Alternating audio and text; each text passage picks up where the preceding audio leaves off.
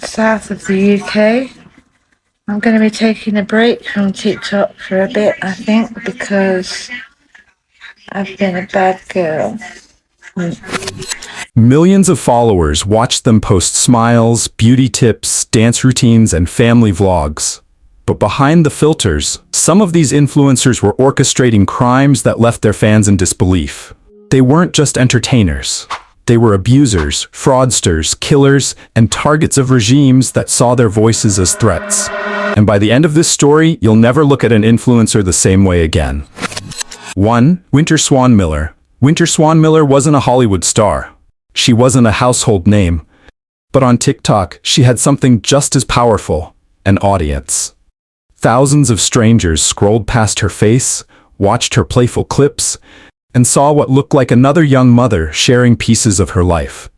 She built a persona of light-hearted energy, snippets of domestic chaos, the sort of content that made viewers feel like they were peeking into something real. But behind those short videos, there was another reality. One so disturbing that when it finally broke into public view, it shattered every illusion of the cheerful girl next door. Because Winter's story wasn't about silly dances or viral trends. It was about control, about cruelty, and about the one victim who couldn't fight back. The first sign that something was wrong didn't come from TikTok.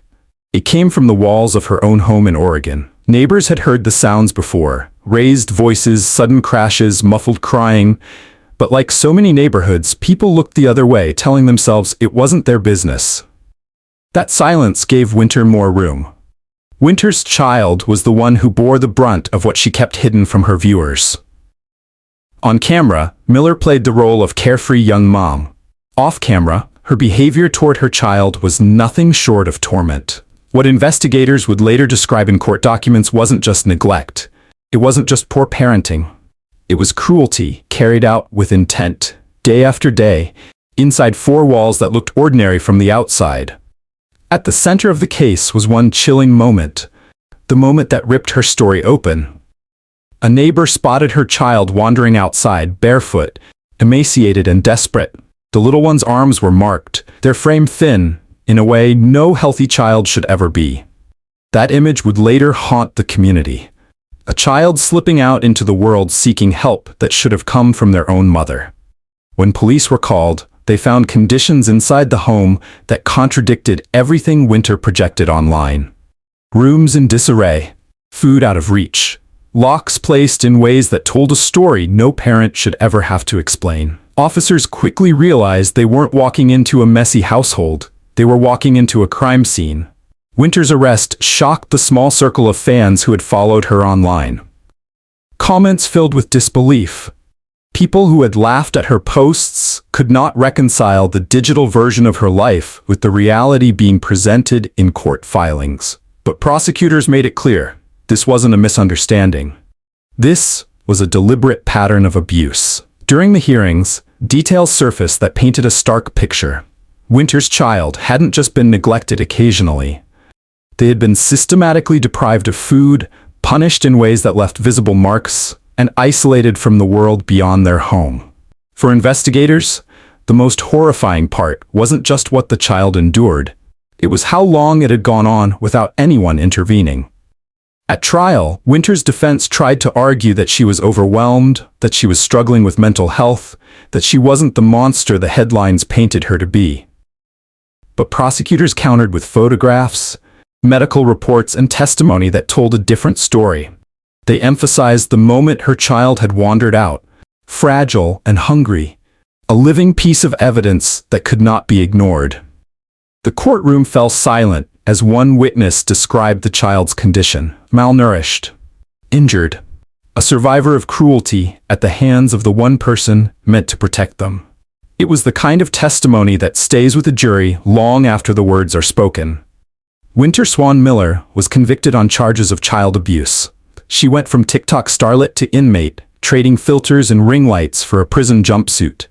Her case became a symbol of something larger, the dark truth that behind the endless scroll of curated posts and smiling faces, there can be horrors no algorithm will ever show you. Today she remains behind bars, her social media accounts abandoned, her name remembered not for the clips she posted, but for the child she failed. And that child, now in the care of others, carries scars that no sentence can erase. The followers who once left comments and tapped hearts on Winter's videos are left with an unsettling realization. They had been clapping for performances staged in the shadows of abuse. The betrayal wasn't just of a child, it was of everyone who thought they were watching a harmless story unfold online. Winter Swan Miller's story isn't about TikTok fame gone wrong. It's about what happens when the mask of social media hides a private life built on suffering. She presented one face to the world, but when the camera switched off, the truth was far darker. And when it finally came out, it left no room for denial. Her audience is gone, her platform erased. But the image of that starving, desperate child stepping out into daylight will never disappear. That moment will remain the one scene no algorithm could bury. The moment Winter Swan Miller's entire world collapsed under the weight of her own cruelty. 2. Mahek Bukhari. Mahek Bukhari wasn't just another TikTok creator. She was a rising star in the UK's influencer scene, posting beauty routines, glamorous selfies, and moments of her luxury lifestyle. Her followers saw confidence, wealth, and the rush of fast cars. On social media, she seemed unstoppable. But the image was a mask. Because behind the filters and the fame was a different Mahek entirely. A young woman tangled in jealousy, rage, and lies. And in the early hours of a February morning in 2022, her double life came crashing down in flames. Mahek lived in Stoke-on-Trent with her mother, Ansreen. Together, they projected the picture of a close-knit family. But Ansreen had been hiding something, a relationship with a younger man named Saqib Hussain. For nearly 3 years, the affair was their secret, until it wasn't. When Saqib realized Ansreen wanted to end things, he didn't go quietly. He demanded she return the money and gifts he had spent on her. More than that, he threatened to expose the affair. For Mahek and her mother, that was the nightmare scenario. Their carefully curated lives, the image they presented, would shatter. And Mahek was determined not to let that happen. So, instead of walking away, she plotted. With the help of her mother and a group of friends, Mahek arranged to lure Saqib and his friend Hashimi Jazuddin into a trap. The plan was simple: silence them before they could speak. But what unfolded was anything but simple. The trap was sprung on the night of February 10th, 2022.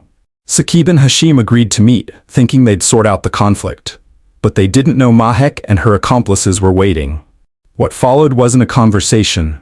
It was a chase. The cars tore through the roads of Leicestershire at terrifying speed. Headlights cut across the darkness, engines roared past speed limits. And in one of those cars, Saqib dialed 999. His voice was desperate. Panicked. He told the operator he was being chased, that he feared for his life, that if anything happened, Mahek Bukhari would be to blame. It was a warning call that doubled as a last testament. And then, the crash. At over 80 miles per hour, Saqib's car was forced off the road. It hit the central reservation, lifted, and exploded into fire. Flames engulfed the vehicle, consuming everything inside. By the time emergency crews arrived, it was too late. Both Saqib and Hashim were dead. 2 young men burned alive in the wreckage of a plot born from pride and fear. The blaze lit up the night sky, but it also lit up the truth. Investigators quickly unraveled the chain of events leading up to the crash. Phone records, witness statements, and forensic evidence all pointed directly to Mahek and her mother. The glamorous influencer who had been posting beauty tips to thousands of followers was suddenly at the center of a double murder case. The trial that followed gripped the UK. Prosecutors laid out the story with brutal clarity. Mahek and Ansreen, terrified of exposure, orchestrated the pursuit that ended with 2 men dead. The 999 call Saqib made in his final moments became haunting evidence. His voice played for the jury, his fear frozen in time. It was proof not only of the chase, but of who was behind it. Defense attorneys tried to shift blame, suggesting that things had spiraled out of control, that no one had meant for anyone to die. But the prosecution's narrative was stronger. The jury saw it as more than an accident. It was a murder plot carried out on the open road. In August 2023, the verdict came down. Mahek Bukhari, once a rising star on TikTok, was convicted of double murder alongside her mother. The The judge called it a planned ambush, a scheme rooted in arrogance and lies. Mahek, who had flaunted her lifestyle online, was sentenced to life in prison, with a minimum of 31 years before she could even be considered for release. For her followers, the fall was almost impossible to process. One day she was a glamorous figure online. The next, she was a convicted killer. But for the families of Saqib and Hashim, the reality was far starker. Two young men were gone, their lives stolen not by strangers, but by people they knew, people they trusted enough to meet that night. The story of Mahek Bukhari is one of influence curdling into destruction. She chased fame and lived fast, but in the end, speed wasn't her ally. It was her undoing. The chase she started ended not with views or likes, but with fire and death on a cold English highway. And that is the legacy she leaves behind. Not her videos, not her followers, but the sound of a desperate man on the phone to police, begging for his life in the final minutes before it ended. 3. Aimee Betro. She looked like countless other Instagram personalities. Filters, perfect angles, a life that seemed like one long vacation. Aimee Betro projected glamour, sleek outfits, city skylines, and dinners under soft lighting. But while her followers scrolled past those images, prosecutors say she was living another life entirely. A double life where beauty posts and travel snaps were just a cover for something much darker. Because Aimee Betro wasn't only an influencer, she was also accused of being a hitwoman. Her story doesn't start in the spotlight. Betro grew up in the Midwest, far from the glitz she later projected online. Friends remember her as charismatic, quick-witted, someone who could draw people in with ease. On Instagram, she leaned into that charm, crafting a feed that suggested independence and freedom. But away from the platform, whispers began to circulate about her connections to organized crime. For years, she drifted between the US and Europe. Each time she reappeared online, she gave the impression of a woman in control of her destiny. But the reality was far more sinister.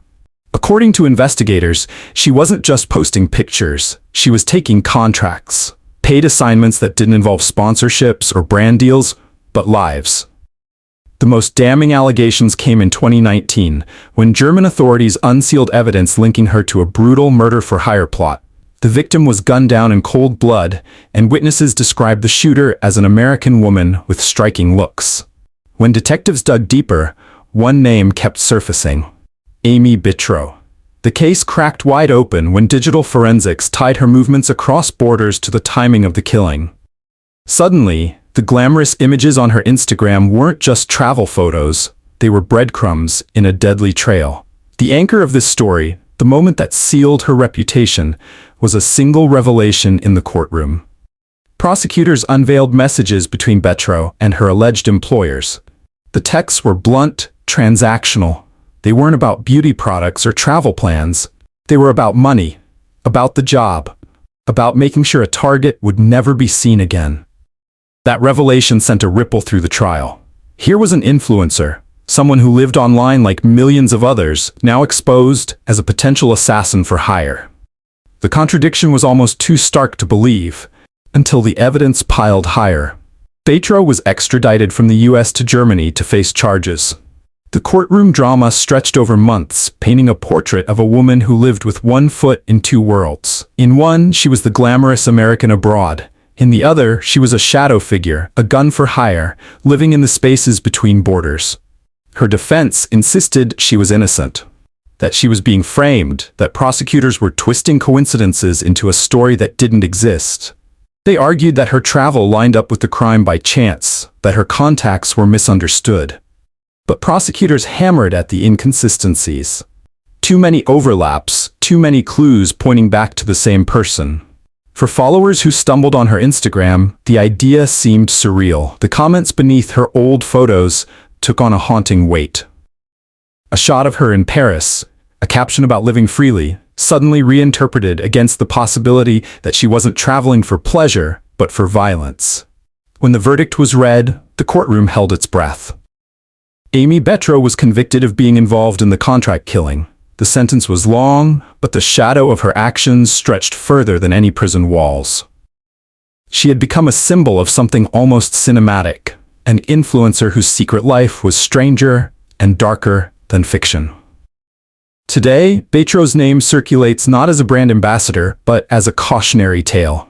The polished persona she built online lies in ruins, overshadowed by the allegations of blood money and betrayal.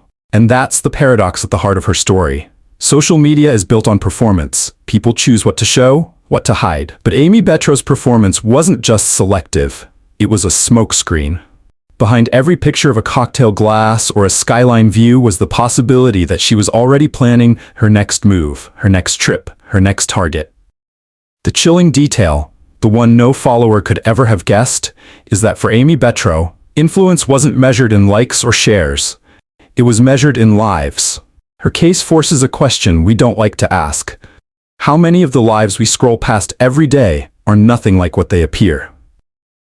4. Ashley Grayson. For millions online, Ashley Grayson was the picture of success. She told her story with the kind of confidence that makes strangers stop scrolling. She said she had been broke, stuck in a cycle of bills and debt, until she discovered a system.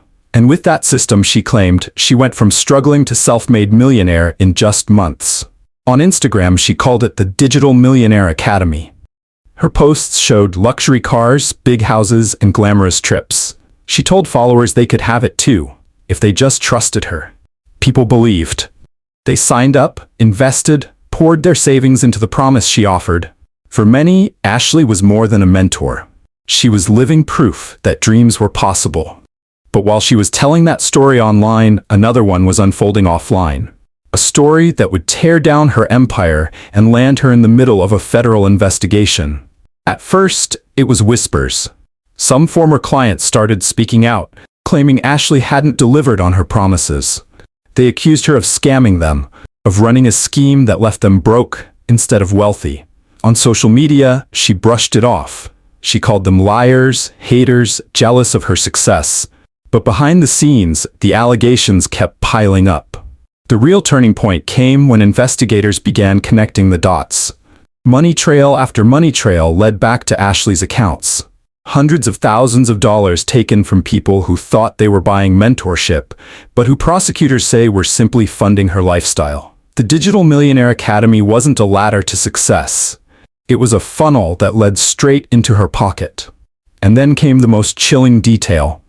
The one that transformed her from alleged scammer to something far more dangerous.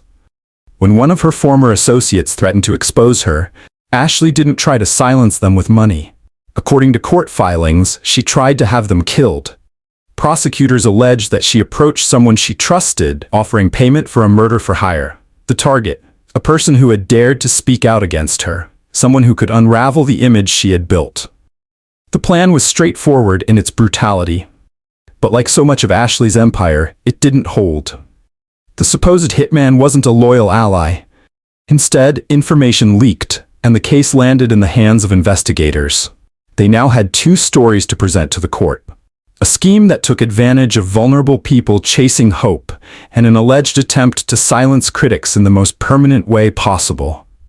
In the middle of the trial, prosecutors played audio recordings and introduced witness testimony. It wasn't just about missing money anymore. It was about intent to kill. Jurors sat in silence as the picture of Ashley's double life became clearer. The woman who sold positivity and abundance online was, according to the government, orchestrating something out of a crime thriller.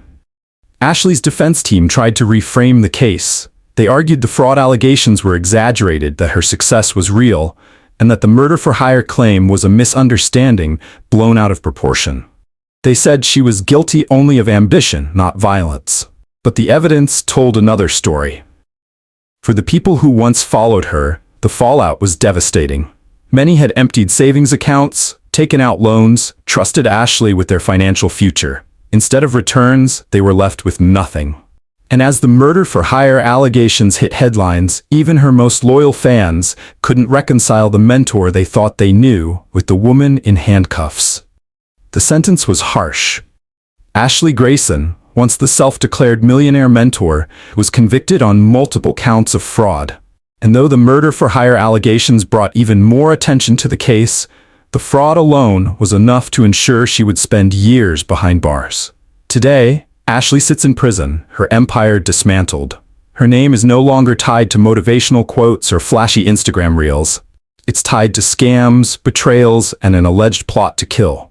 The people she claimed to inspire now see her story for what it was, not a blueprint for success, but a web of lies spun around greed and control.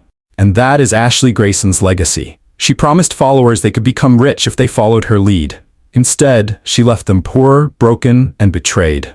The influence she built wasn't used to uplift, it was used to deceive and nearly to destroy. In the end, Ashley Grayson didn't just scam strangers.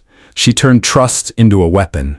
And when someone threatened to reveal the truth, prosecutors say she was willing to go as far as bloodshed to keep her empire intact. Her story is a haunting reminder that online influence doesn't always inspire. It can manipulate, it can ruin, and in Ashley's case, it nearly killed. 5. Ruby Franke. For years, Ruby Franke was a name millions of parents knew. She ran a YouTube channel called 8 Passengers, a family vlog that offered what looked like wholesome parenting advice. Viewers tuned in for daily routines, discipline tips, and snapshots of a large Mormon family navigating life. She built an audience of over 2 million subscribers. Moms around the world copied her methods, quoting her rules, defending her strict approach as tough love. To many, Ruby wasn't just a content creator, she was a role model. But inside the Franke household, a different story was unfolding. One that wasn't about discipline or parenting hacks. It was about control, isolation, and cruelty so severe that it left her own children fighting to survive. The cracks began showing years before her arrest. Fans noticed her punishments getting harsher, her tone colder.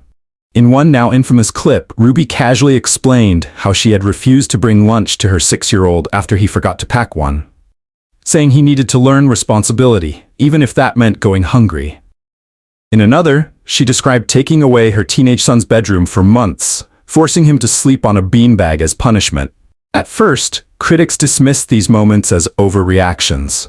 But behind those clips were far darker realities. And in August 2023, the truth finally broke into the open. The anchor of this story, the detail that stunned the world, was what happened when Ruby's 12-year-old son escaped. Malnourished, bruised, and desperate, he fled the home where Ruby and her business partner, Jody Hildebrandt, were running what prosecutors later described as a house of abuse.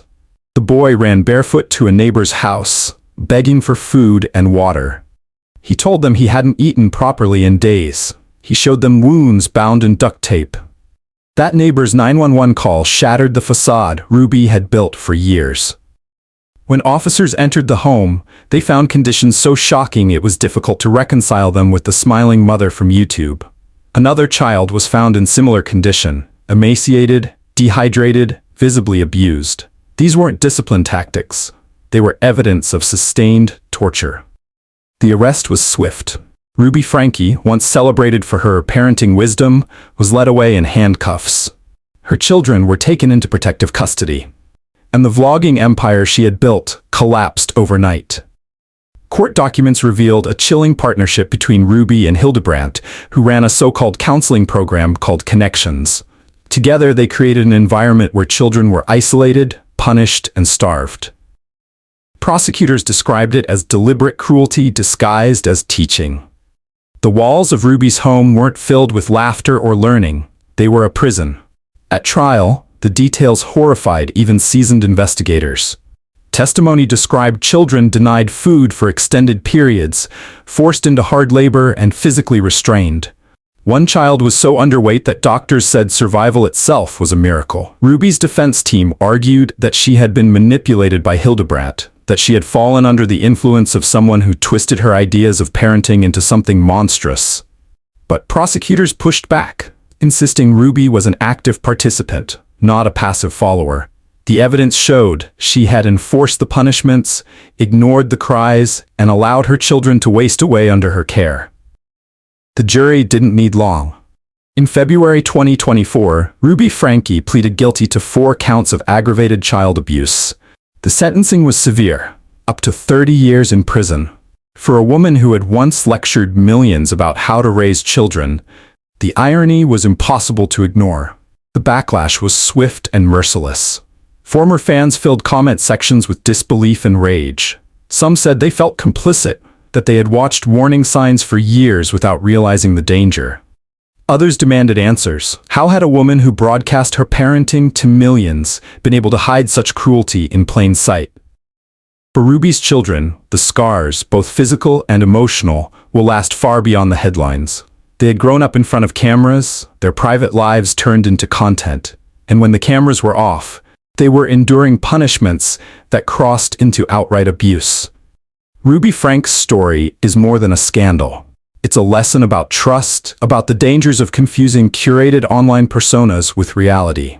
Millions believed her advice, defended her harsh methods, and dismissed early criticism. And while they were watching a polished version of motherhood on YouTube, her children were suffering just out of frame. Today, Ruby Franke sits in a Utah prison, stripped of her platform, her audience gone. She no longer speaks to mothers across the world.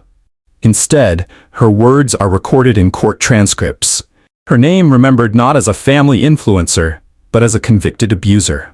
The final haunting image isn't one of her cheerful vlogs or perfectly posed family portraits.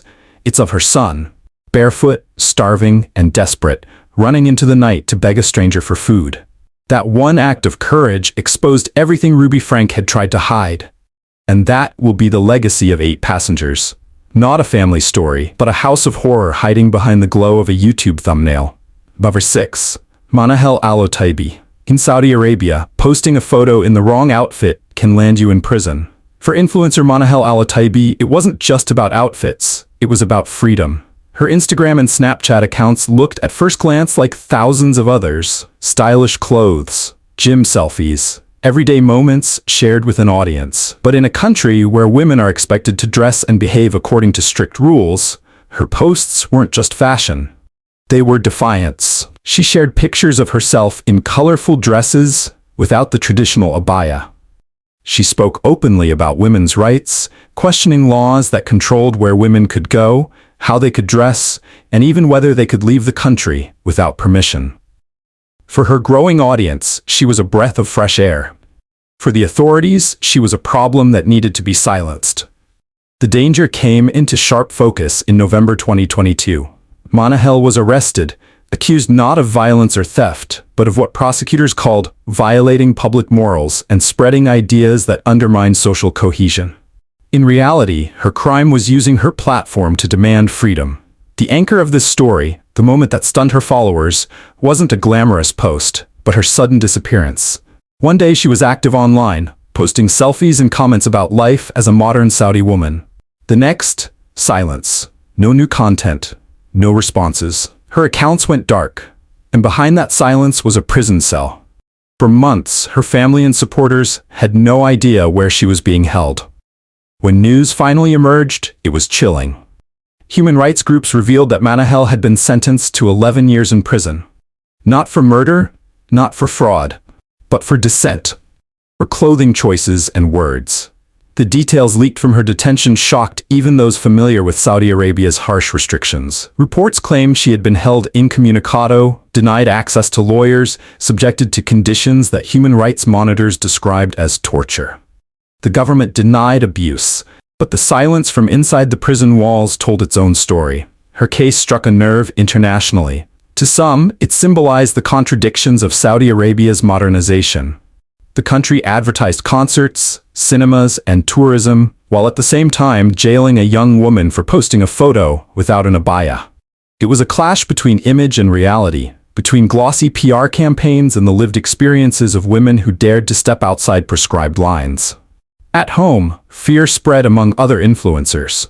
Some deleted content, others doubled down on traditional imagery. Manahel's case became a warning. This is what happens when you refuse to play by the rules. Her defense argued that she was simply expressing herself, that clothing choices and opinions aren't crimes. But the court disagreed. The ruling was clear and final. 11 years. For her followers, the betrayal wasn't of money or trust. It was of hope. They had believed that maybe change was possible, that maybe small acts of defiance could add up to something larger. Instead, they watched as one of the most visible young women pushing for freedom was crushed by the system. Manahel's story is different from the others on this list. There was no blood, no stolen money, no dead bodies. Her crime was daring to be visible. And in Saudi Arabia, that was enough to destroy her future. But her silence hasn't erased her message. In fact, her case has amplified it. Every international headline, every human rights campaign, every whispered conversation among young Saudis online keeps her story alive. She may be locked away, but the image of her bright dresses, her unapologetic selfies, remains. Today, Manahel al-Otaibi sits in a Saudi prison. Her accounts remain frozen, her name circulating not among brands and followers, but among activists and diplomats. She is no longer remembered for her gym photos or her Instagram captions, but for the punishment she received for daring to live differently. The haunting final image isn't of violence or crime, but of silence. A phone screen where her account once updated daily, now frozen in time. A feed that stops mid-scroll, like a sentence cut off before it's finished. And that silence says everything. Because for Manahel, the crime wasn't what she did. It was what she represented. And for the system she challenged, that was the greatest crime of all. 7. Ashley Grayson, the murder-for-hire influencer. In the glittering world of Instagram Reels and online coaching, Ashley Grayson was a name people admired. She styled herself as a digital entrepreneur, a woman who claimed to hold the keys to financial freedom. Thousands followed her polished posts, soaking in her confident advice on how to scale online businesses and escape the grind of ordinary life. To her audience, she was an example of hustle paying off, of influence turned into income. But in 2021, behind the curated feeds and motivational captions, Ashley's empire was beginning to crack. She had enemies, or at least she thought she did. One of them was a woman in South Haven, Mississippi, who ran a business similar to hers. Ashley became convinced that this rival was behind anonymous online accounts spreading lies and tearing at her reputation. It was the kind of feud most influencers would ignore or fight back against with carefully crafted posts. But Ashley didn't plan to argue. She decided to eliminate. That's when the digital world collided with the darkest instincts of human nature. Instead of protecting her brand with words, Ashley plotted to have her rivals silenced forever. She began seeking out people who could do the unthinkable. In conversations that carried the weight of conspiracy, Ashley offered money for blood. She wanted the Mississippi businesswoman dead, and she was willing to pay tens of thousands to see it done. The influencer who taught her followers about branding and profits was now negotiating the price of murder. But her plan didn't stop at one. Ashley's obsession with critics grew. Soon, she added more names to the list. Her ex-boyfriend and another woman in Texas who had posted critical comments about her online. In her mind, they were threats to her image, obstacles in her way. And for each, she set the bounty. $20,000. In total, she promised $60,000 for 3 lives. It was a chilling transformation. Someone who built her career on words, now choosing violence as her brand of revenge.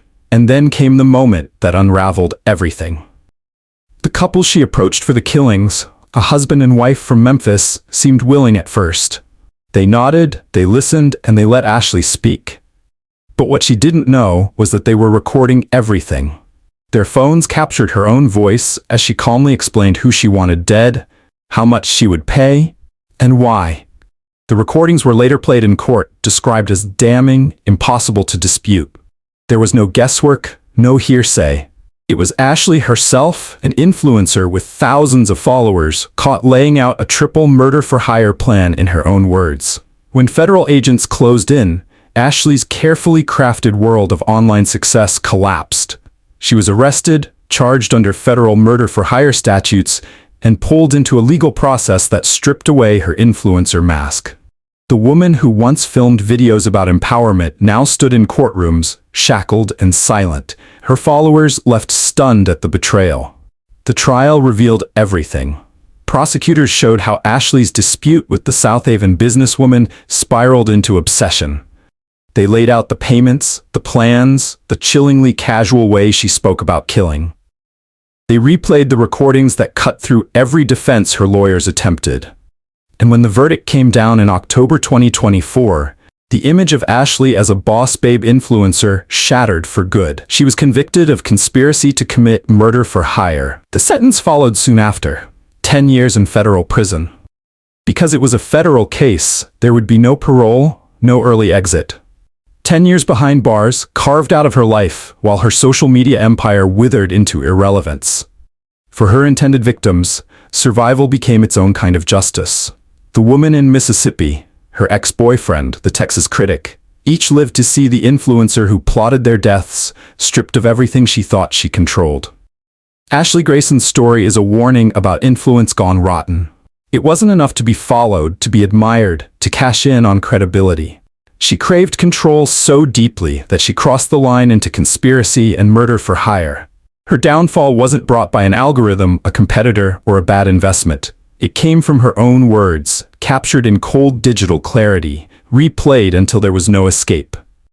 In the end, the influencer who promised freedom online became a prisoner in the real world. Her name remembered not for success, but for a chilling question. How far would she go to silence those she thought stood in her way? They built platforms on trust. They grew audiences with charm. They sold lifestyles, advice, and entertainment. But behind the glow of a screen, some influencers weren't just curating content. They were hiding crimes. The seventh story isn't about a single influencer. It's about what ties all of them together. Because the chilling truth is this: their crimes didn't happen in a vacuum. They happened in full view of millions who never saw it coming. Think about it. Swan Miller uploaded playful clips, hiding abuse that scarred her child forever. Mahek Bukhari filmed TikToks about beauty and cars, even as she plotted a chase that ended in fire and death. Aimee Betro curated sleek images while prosecutors say she was carrying out contract killings. Ashley Grayson preached wealth and empowerment, even as she funneled money into fraud and allegedly tried to have someone murdered. Franke turned parenting into content while starving and torturing her children behind closed doors. And Manahel al-Otaibi? She wasn't even violent. Her crime was selfies, bright dresses and free words that landed her in a prison cell. What unites them isn't the crime itself. It's the betrayal. Influence is built on trust. Followers give their time, their money, their belief to someone who feels real, who feels close. And when that person commits a crime, it isn't just the victims who suffer. It's every single person who thought they knew them. The anchor of this final chapter is the moment of realization. The moment fans, families, and entire communities learned the truth. It was a neighbor opening the door to Franke's starving son.